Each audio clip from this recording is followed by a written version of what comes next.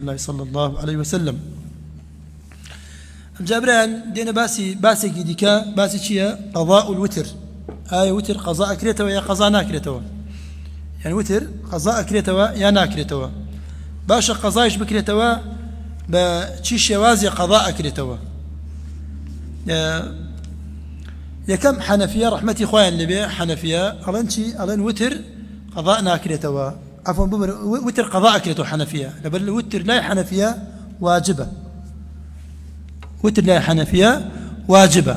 كواجب وجوب قضاء الوتر، واتا واجب شتي بكي قضاء بكيتوا. أما قولي كم قولي دهم قولي إمام الشافعي في الجديد، الشافعي في الجديد معلومة لا جديد شيء زائدا الحنابلة مذهب إمام أحمد يستحب القضاء، يعني واجبني مستحبة. أبو حنيفة الله شيء واجبة، إمام الشافعي إمام أحمد الله شيء مستحبة. وشافعي قول قديمها يا قول قديم الله شيء لا يقضى، يعني قضاء ناكرت. قول قديم مشافعي قضاء ناكرت. واتايس وتر لما زبي أبو حنيفة بابي كان كورتري كان وتر دركاتين يجي بياني، لما زبي أبو حنيفة قضاء، لما زبي إمامي شافعية مستحبة هردكي أمدوانا.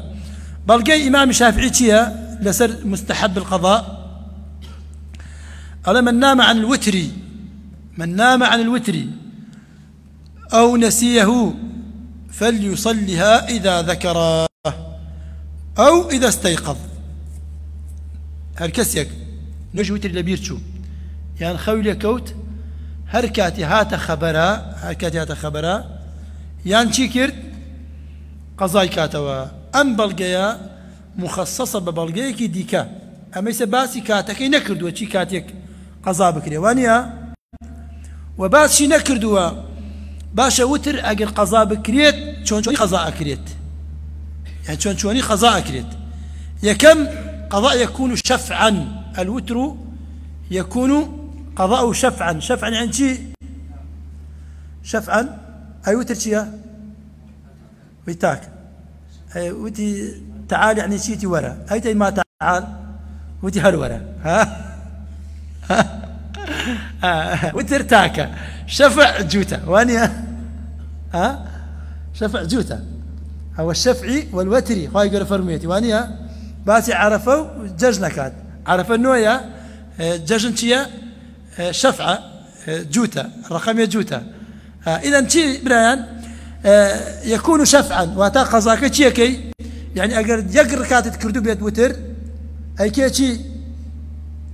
أي كي شن دور كات سيد كردي بيت أي كي شوار بينجت كربي شش يتر أبي جوتي كي توا. أما يكم أي كاتكي كي قضاء وتر كريتوا قضاء وتر لحديث عائشة أن رسول الله صلى الله عليه وسلم كان إذا فاتته الصلاة من الليل أجر شوي نجد دز بشوية شيء كرت من الليل من وجع أو غيره، يعني خوشي بوايا مشغلتي بوايا اشتي بوايا أجر نيكر دايا صلى من النهار 12 ركعة. أجر في غمري خاص صلى الله عليه وسلم شو نجد دز بشوية معلومة شو نجي في غمري خاص كان ركعة غالبا يعني زركات هاشتي سنة الشونيش وسيش وتركا كان يصلي 12 ركعة كي صلى من النهار بالروج دنيا الروج أبوه أو كاتتش يكرت قضايا كرت في غمري إخوة صلى الله عليه وسلم. إذن برايان أجر وتر لدست شو قضاكي شونا بشفعة وبتي بالروج وانيا. إذن برايان أما يانشي ما كرت أما باسي كاتكان أم جدين السر قرن سر باسي خمان لو ديوا نوافل مؤكدات نوافل مؤكدات صلاة الليل وصلاة الضحى وصلاة التراويح. أمشن إننا نوافل مؤكدات صلاة الليل كيكيتي برايان شوليش يكي للسنن شيا نوافل مؤكدية بلام رب فرق اللي قالوا عليه بيشوا شيا راتبانية تابعانية بو نيوجا فرض كان نيوجك مستقلة بيوندي بو الرب دو نكرة بيوندي بو نكرة باني بيشوا صلاة الليل في غمر خاص صلى الله عليه وسلم دا عائشة ما كان النبي صلى الله عليه وسلم يصلي في رمضان في رمضان ولا غير رمضان أكثر من 8 ركعات في غمر خاص صلى الله عليه وسلم لهشت ركعات لجيان الزياتري ناكر شونيوش نلا رمضان ولا غير رمضان أي أو كساني يسبي ركعات كان طبعا بران بإنصاف وقصبكين وكو آثار لسلفه وهاتوه بسركات كراوه بلام وكو فرموديك صحيح في غمر خاص صلى الله عليه وسلم بسركاتي كرد بينيه في غمر خاص صلى الله عليه وسلم خودي خوي نكرده بلام هندي لسلف كردوها أنا بسركاتي أن كردوها بلام جوازي بسركاتك تشيبوها يا كم أوان تشان كردوها عادتي أوان تشيبوها أجا شوقار كرت بوايا 8 ركعات أنا كرت 8 ركعات بقراءتك يدور دريش أجا شوقار دريش بوايا يعني قراءة دريش أجا مسلماناني عزيز بداية تشان كردوها 20 ركعات أنا كرت بقراءتك يدور دريش نك 20 ركعات جرتو فرت هر نازاني شوني فريان بكوي وانيا واتا لسلفها توتو 20 ركعات يعني كردو بلام فرموديكي في غمري خواه صلى الله عليه وسلم خودي خويني كردوها واتا باشترين هدي وخير الهدي هدي النبي محمد صلى الله عليه وسلم باشتر ويا 8 ركعات كرتو 8 ركعات بوختو تشاك بكا هر كاتي زانيت بيوسكا دريجا كاتو دريجيكا اسكات زانيت كورتا كاتو بجوري طاقتي مسلمانان 8 ركعات بكا واتا تشيا 8 ركعات شونيوش وصلاة الضحى أقلها ركعتين وأكثرها 12 ركعة ووقتها من ارتفاع الشمس إلى زوالها طبعا لما زب إمام الشافعية أتادوا عن ركعتها وفرمودشاتوا في غمر خاص صلى الله عليه وسلم شن ركعتي كردوها 8 ركعتي كردوها باشا كاتكي كي كاتكي باشترين كاتبو صلاة الضحى كي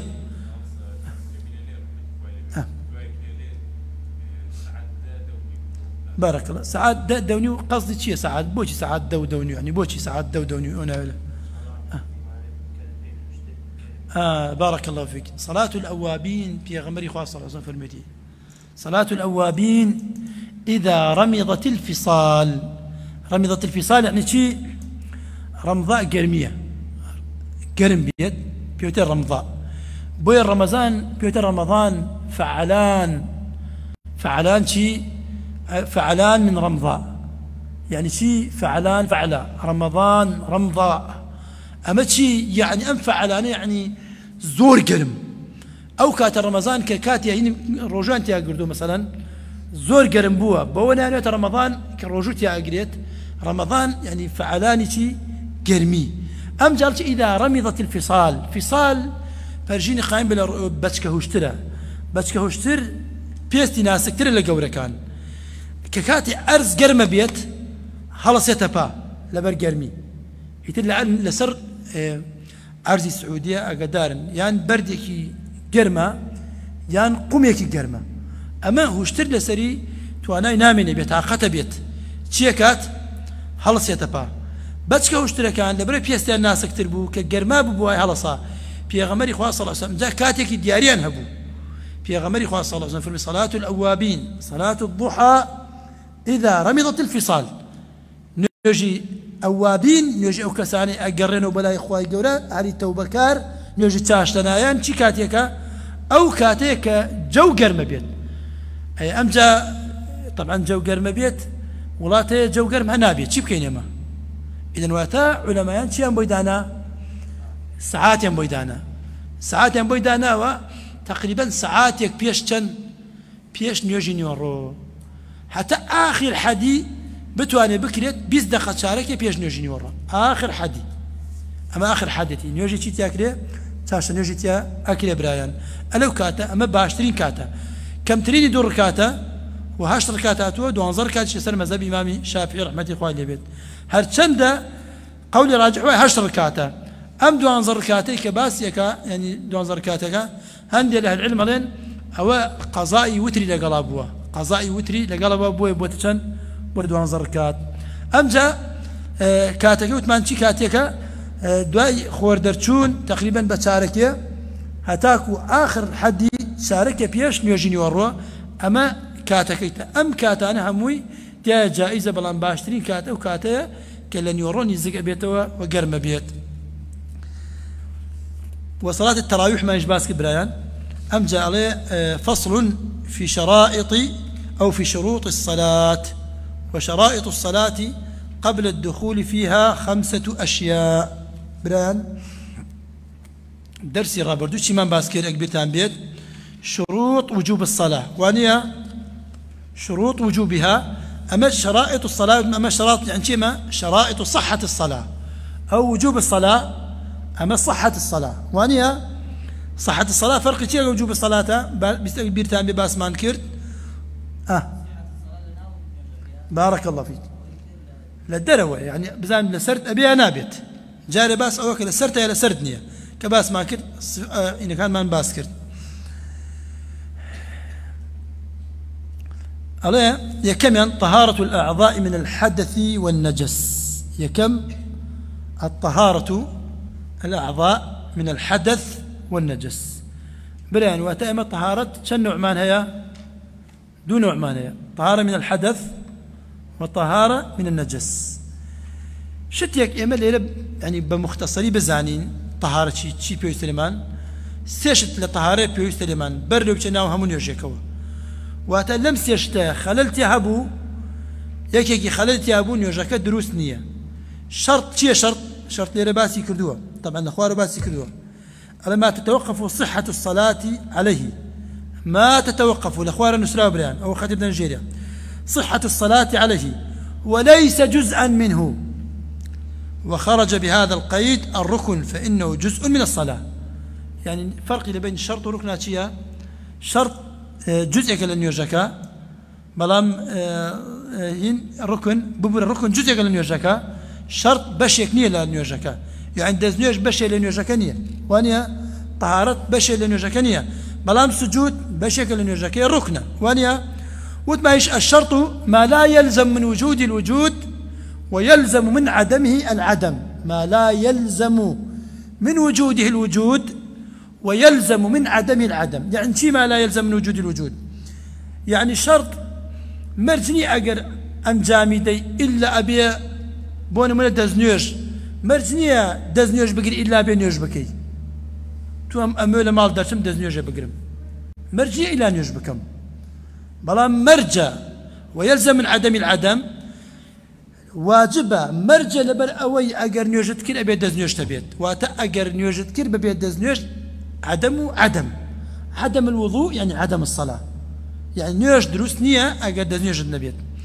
ليرة قصما شيء لما رجعنا بيوتدي يا كم مرجع شيء الطهارة شيء جور طهارة اللي ما نيود برايان طهارة أول شيء إيه أما طهارة حدث نجس إيه بس ما كان سيخالو قبل كان سيخالو شيء لكن البدن طهارة البدن بدن علاشة باك بيت وطهارة الثوب وطهارة المكان سي طهارة سي طهارة أبيت جيبكي أو جاني يوجد دروستان البدن يعني لاشت والثوب وشي المكان وأبيل شوينكي باك شاتي بكي نيوش بكي واني برايان إذن برايان أما شي أما طهاري شو دمان طهاري سي طهارك أم جا تقسيمك ديكا تقسيمك ديكا بالطهارة تقسيمك ترتيبك ديكا بالطهارة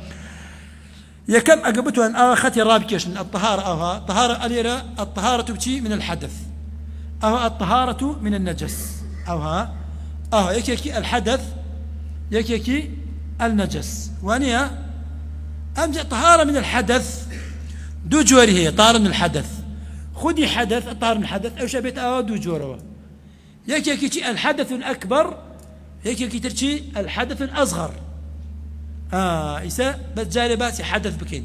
يكم من الحدث والنجس حدث بتدو بالوا حدث أكبر وحدث أصغر حدث الأكبر شي بيوستا حدث يكم بيوسي بغسلة الغسل زائدا الوضوء يا أما غسل ووضوء أما خالكان يا أما التيمم يعني قريك بباك يعني نيوش بكي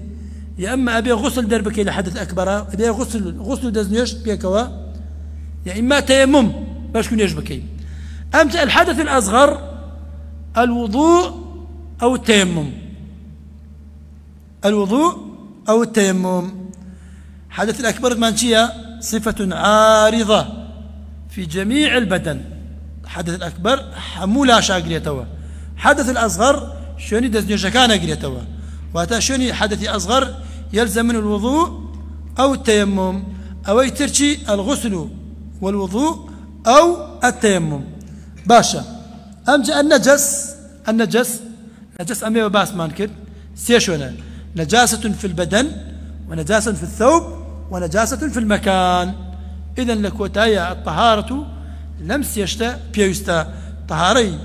أجر الحدث الأكبر بيت يا الحدث الأصغر بيت يا نجاسة بيت برايان. واتا أمتشيا الطهارة طهارة الأعضاء من الحدث والنجس. أم جبران نسيتي فاقد الطهورين. يعني شي فاقد الطهورين؟ أما فاقد الطهورين فصلاته صحيحة مع وجوب الإعادة عليه. فاقد الطهورين عن شي بريان؟ ها؟ الطهورين شي؟ الطهوران شي يا أخوي الطهوران؟ ها؟ وثمان بيتان بي الطهور والطهور فرق بيناتها. لأن نال الطهوران أمام مسجن لا حاجة. إيه بولا الطهورين بونا على طهور.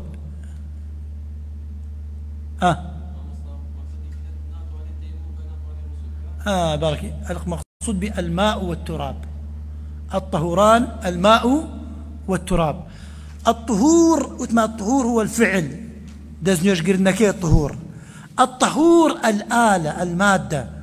مادة كتيان آوى يان خولة وانيا. فاقد الطهورين يعني أو كسين آوي دا سكويت ونخولش دا سكويت شون نيوش بكام كسا كابرايا كردنا وجودي كود درقاي ليك جراوة قفل ليك راوة نخولي ليا ونتي وانا آيشي ليه وانيا كخولو آيو ليه نبي بچي بكات أم كسا لشي عليه لما زي إمام فصلاته صحيحة نيوجاكي تاو صحيحة فلان نبي دوباري بكاتوا أم دوبارة كردنا بلقي لسرني برايان هر كسيك عبادتك بشوازك أنجام دا لسر وشوازة كفاية برايان. إذن وتا فاقد الطهورين تشيكات يصلي ولا إعادة عليه برايان. باشا أم جاء ستر العورة بلباس طاهر. أم لباس طاهر باس ما كديما أو جاء كسك شرطي بو شرطي نيوش أبيت شي بيت أبيت عورتي بوشت بيت باني عورتي دابيت وعورتي بياو لكيو بكويا من السرة إلى الركبة يعني ناوكيوا هتاكو أجنوي واتا أماني بجل طوبيان ياريا كان نيوجاكان درست نية خواني لكن إخوان ما عندنا كان هاي سجدي شكريان أو صح سجدي شكر دان قوليان كردوا درست بوش لأنه لا يلزم منه شروط الصلاة. سجدي الشكر وسجدي تلاوة درست لأنه لا يلزم منه شروط الصلاة. فأن لا علاقة سباسيكين فأن لا علاقة في غمر إخوة صلى الله عليه وسلم فرمت لا يصلين أحدكم وليس على عاتقه شيء. كسيك نيوج نكاتو أمشاني برود بيت وكو إجزاء نيوج لسر لأبا بلام تاوان بارا أو كسيد سرشي چونك ستري عورة إيري تاوان بارا سر وي لبر بأدبي بران بر خواهي قربو شوازا نيوجكات لي علاقة نيوج تيا دروس نيا وكو محرامة بلام شيء نيوج لسر لأدات محرم لغيره برايان. إذن بران ستر العورة شرطة بوشي بو نيوج بالنسبة بياوانو لأجنو هتاكو ناوكان بالنسبة آفرت بس دموشاوي ودسي أبي بدشتو بي باقي عورتا أبي بان بدريت باش آفرت بيي بدشتو بيت نيجي دروسة يا دروسنيا قول زانان جمهور علماء برايان شيء لقل شيئتان لقل أوياتان كان يجي دروسني أبو حنيفة رحمة الله عليه لقل ابن تيمية وابن عثيمين عليه الدروس قدم المرأة عورة عند الجمهور عورية وتان يجي فيها بطالبية أي باشا إما لم هنا تبكين باشا قول راجح واحتياط وايا أفرد قوربيلة فيها بكات احتياط أما اجتهادا ولا ما اجتهادا أنت يكردوها أقر بيت الرجي قيامت بيت قولي جمهور علماء الراس والروابيت وقولي مذهب الإمام الشافعي لما مسألة يا أخويتي كتشي أبي بيت بوشت ببيت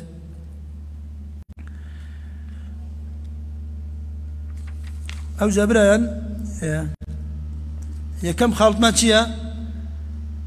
طهارة الأعضاء من حدث النجس وستر العورة والوقوف على مكان طاهر أما باس ما نكرد يعني مكان طاهر ميوش كردن ليش جيجاجي باك واتان لشوني نجسة دروسني والعلم بدخول الوقت أم جاتشي زانياري تبيه كوقت داخل بوا زانياري تبيت كوقت شيا داخل بوا باشا بتشي بزاني العلم وقت بتشي بزانين يعني بتشي يعني مصدري علم شيا مصدري علم يكون بثلاث أمور يعني مصدري العلم بدخول الوقت يكون بثلاث أمور أولا العلم اليقيني يكم شتي كدخول وقت علم يقيني ثبت بأن يعتمد على دليل محسوس كرؤية الشمس وهي تغرب في البحر علم يقيني يكم وسيلة بوزانين الدخول وقت علمي يقينة كيقينة بو دروس بيه كوقت داخل بو نمونا نيجي مغرب ولا قراغ بحريكي خوارة شتا خوارو كتسوى خوارو بيقينا قطعا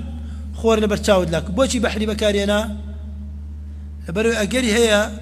تخود لناو شاخي قبل لناو شميكا بيت شوينا كي خود نزن بيت نكخور عوابو بيت أم جاء الصحراء عدل وبحر أمدو أنا يقيني بو دروس بيك خوار عوابوها أما يكم شي بدليل يعتمد على دليل محسوس عبر الحاسة حاسة شي ليلة تاوى ثانيا عن طريق الاجتهاد بأن يعتمد على أدلة ظنية ذات دلالة مباشرة كالظل بأن يعتمد على أدلة ظنية كشي وكو سيبر اعتماد لسر أدلة شبكات أو أدلاني كيقينية بلا موسيلة بوزانياري كمثلا كوتمان سيبر بودو قد أما الدليل الظنية بودو قد تشيبو نيجي عصر داخل ببران وانيها أما اعتماد لسر اعتماد لسر سيبر بكات أما بلقي شيا بلقي ظنية أي سيم التقليد سيم للرقي التقليد هو يقلد العالم المعتمد على دليل محسوس أو المعتمد على دليل ظني يعني ما يستوي كمزار يقينية يعتمد على دليل محسوس وانية دهم ظنية يعتمد الاجتهاد يعني اجتهاد الظني يعتمد على دليل ظني سيام شيء مقلدي كي مقلدي عالمك أم عالم أخوي يعني مرجن يبرام الكاتل المقلدي عالمك يعني عالمك مفتي يعني كسك شارزاي لوقتها بيت بو نمونا كابرايك نابينايا وهاوريكي شاية بينيت هاوريكي بينيت خور اوابو لخلاق بحري لصحرايك تاو خور اوابو بم كابراي نابيني على شي على خور اوابو ام كابرايا دس كابر يشكرين اعتمادا على ماذا اعتماد قلد برادركي شي كرت اعتمد على دليل يقيني وأقل شيء هي اعتماد كالسر شيء بلقيكي ظني بلقي ظني شيء ودمان بتقدير السيبر وانيا وتا سي طريقة ما يقيني واجتهاد وشي والتقليد بمسي طريقة تعرف دخول الوقت أم جابران واستقبال القبلة أم جا شرطك ديكتشي استقبال القبلة فولوا وجوهكم شطر المسجد الحرام وانيا وحيثما كنتم فولوا وجوهكم شطره وانيا لسورة بقرة أخوة قرباسي كردوا وابكان روبكن لقبليان في غمري خاص صلى الله عليه وسلم فاستقبل القبلة والروبك لكوا لقبلة كالروك لقبلة روكدن لقبلة دو جور ما هي قريب وبعيد يعني أو كساني كالروكا لقبلة دو جوري كان يزقن لقبلة يعني الكعبة وان يزقن وانيا وجوري كان تين دورن أو أنا الريك لناو صحني كعبان يوجكن لناو بيتان يوجكن أو أنا في قريب أو أنا أبي سط ربكا لقبلة يستقبلون عين القبلة القريب يستقبل عين القبلة بشيء بالقطع يعني مجالتي يعني يكمس قال زراء شاف راسي تدابت البعيد يستقبل عين الكعبة بغالب الظن أو يدوله بأول ديت واناي هي كسيك لدشتك لدريك لشوينك يعني استخومان رومان كدو لقبلة أما بغالب الظن خويا ما ملائكة ختبوا مرانيك شا ولا كعبوا ولا إيما بشر اجتهاد يعني كردوا الاجتهاد كان وين استدركوتوها بوان إيما يصير رومان لقبلة يعني أقري احتمال مثلا توزن انحراف شي تياها بيت بلام إيما مطلوبة لسلمان بشي بغالب الظن نقبل القطع بخلاف مقابل الكعبة أو إلا برامري كعبة أو استيت نابي يقمص قال زر ميليها بيت أبي الراس تخوبه كعبة بيت بلام إيما أقر أو كسيك اللويتها يعني أقر بخطأيش يعني بخطأيش ميليها ببيت أبي أن يجد بارب كاتوه بلام إيما بخطأيش بيت أقل لقيامته بما يجدر كوت توزي ميل مانشية مغفور أما معفون عنها لماذا؟ لأنه بشيء بحكم غالب الظن بتواوي ظنية ويجوز ترك القبلة في حالتين في شدة الخوف وفي النافلة في السفر على الراحلة يعني دروس لما باسي اتجاه القبلة ما كنت ما مرجع إنسان كان يوجكات شبكات ربكا لقبلة وانيا أمركن لقبلة لدو حالتا شرطنية مرجنية لحالي خوفا هي كم حال تيا حالي خوف وخوفش ضابطك يبرايان يعني خوف ندرجيك هي نرتبيك هي نضابطك هي يعني نأتواني بلين خوف نسبتي لسطا الدية لسطا بيستا لسطا السية بلام إنسان بحكم عرف وبحكم حقيقتي ترسكا أو كانت دروس بويتشي كات كاستقبال قبل نكات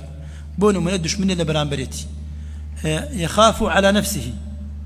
أو على ماله أو على عرضه يعني خوف جارو إلى سر باركية كسي باري زوري هي ودايناوا أجر ربك على قبلة أو كاتا ربك على قبلة باركية بن وشرع شاتو لحفظ الأموال أو كاتا دروستا رولا قبلة نكاد نك باركية ببن يان بقتله يعني نفسي خوي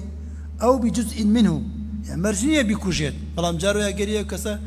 بيت قولكي ببرد شاوكي دركات قويكي إنكات يعني قاتشكي بشكينيت